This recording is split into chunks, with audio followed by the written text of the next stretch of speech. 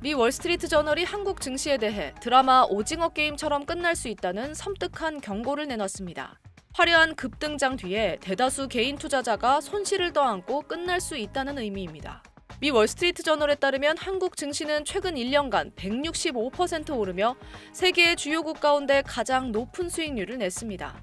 매체는 수익을 내는 과정에서 코스피가 보인 극심한 변동성을 지목하며 세계에서 가장 뜨거운 시장이 오징어 게임에 될 위험에 처했다고 표현했습니다.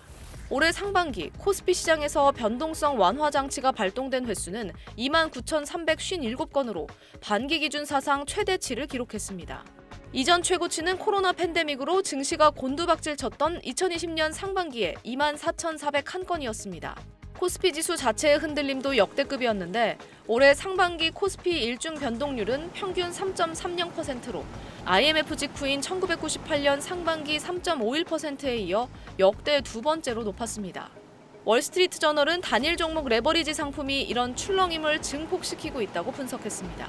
실제 오늘 한국거래소 투자자별 거래 실적에 따르면 개인 투자자들은 지난 1일부터 6일 장마감까지 4거래일 동안 삼성전자, SK하이닉스 현물형 단일 종목 레버리지 ETF 10종에서 무려 1조 6,135억 원을 순매수했습니다. 매체는 이런 열기를 카지노에 비유하면서 판이 끝나면 손실은 대부분 국내 개인 투자자가 떠안을 수 있다고 경고했습니다. 한국 주식시장에서 올 상반기 외국인 순유출 규모는 1,000억 달러, 한화 약 153조 원을 넘었고 6월 한 달만 300억 달러에 달했습니다. 폭발적 외국인 매도를 증시 상승에 따른 일시적 기계적 조정이라고 보는 시각도 있지만 외국인 매도세가 줄지 않고 있고 하반기에는 매도세가 더 거세질 수 있다는 우려도 나옵니다. 과거 코스피 외국인 보유 비율이 2009년 리먼 사태를 제외하면 29에서 45% 사이였는데 현재 39.5% 수준에서 35%까지 낮아진다고만 가정해도 약 260조 원의 추가 매도가 가능하다는 겁니다. 증시가 오를수록 외국인의 리밸런싱 수요도 증가해 매도세가 계속될 수 있을 거라는 전망입니다. SBS 김민정입니다. 삼성전자가 글로벌 기업들 가운데 분기 기준 사실상 역대 최대 영업이익을 올리는 신기록을 세웠지만 오늘 코스피와 삼성전자 주가는 오히려 하락세를 보이고 있습니다. 삼성전자가 공시한 올해 2분기 잠정 영업이익은 시장 전망치를 크게 웃도는 89조 4천억 원으로 지난해 같은 기간보다 무려 1,810% 급증했습니다. 단 한 개 분기 만에 지난 3년간 합산 영업이익을 한꺼번에 벌어들인 겁니다.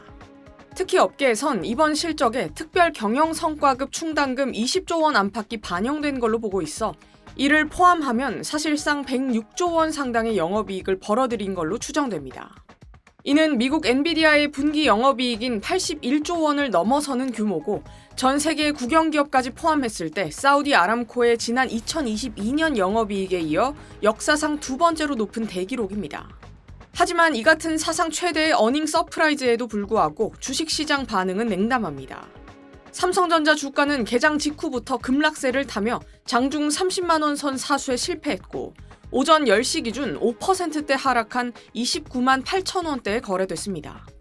기록적인 호실적이 이미 주가에 선반영됐다는 인식 속에 막상 공식 발표가 나오자 차익 실현 매물이 쏟아지는 이른바 셀론 현상이 나타난 거란 해석이 나옵니다. 대장주 삼성전자의 급락에 코스피 지수 역시 개장 직후부터 낙폭을 키우며 7,700선까지 하락했습니다. 오늘 오전 10시 기준 외국인은 7,800억 원, 기관은 2,800억 원어치를 동반 매도한 반면 개인은 홀로 1조 700억 원 규모를 매수하며 물량을 받아냈습니다. 국내 주식시장이 간밤 미국 뉴욕 증시가 반도체주 중심으로 상승 마감한 것과 대조적인 흐름을 보이는 가운데 시장은 향후 주가 반등 여부와 시기를 두고 추가 매물 출회 여부와 지지선 구축 여부에 주목하고 있습니다. SBS 이현영입니다.